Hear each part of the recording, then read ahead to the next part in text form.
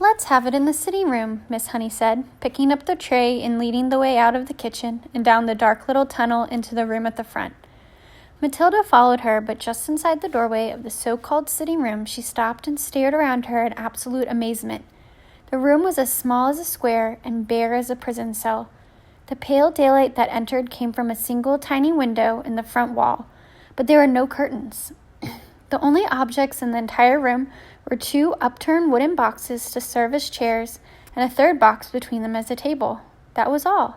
There were no pictures on the walls, no carpet on the floor, only rough, unpolished wooden planks, and there were gaps between the planks where dust and bits of grime had gathered. The ceiling was so low that with a jump, Matilda could nearly touch it with her fingertips. The walls were white, but the whiteness didn't look like paint. Matilda rubbed her palm against it and white powder came off on her skin. It was a whitewash, the cheap stuff that is used in cow sheds and stables and hen houses. Matilda was appalled. Was this really where her neat and trimly dressed schoolteacher lived? Was this all she had to come back to after a day's work? It was unbelievable.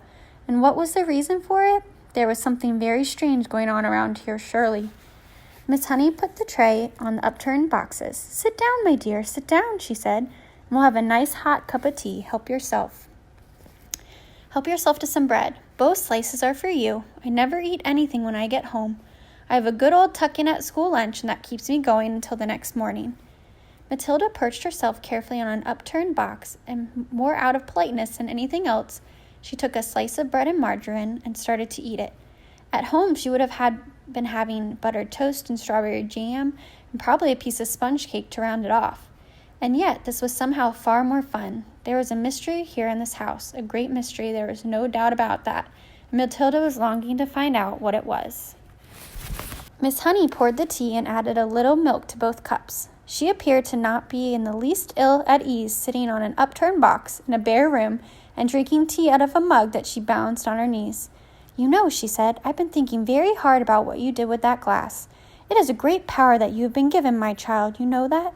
"Yes, Miss Honey, I do," Matilda said, chewing her bread and margarine.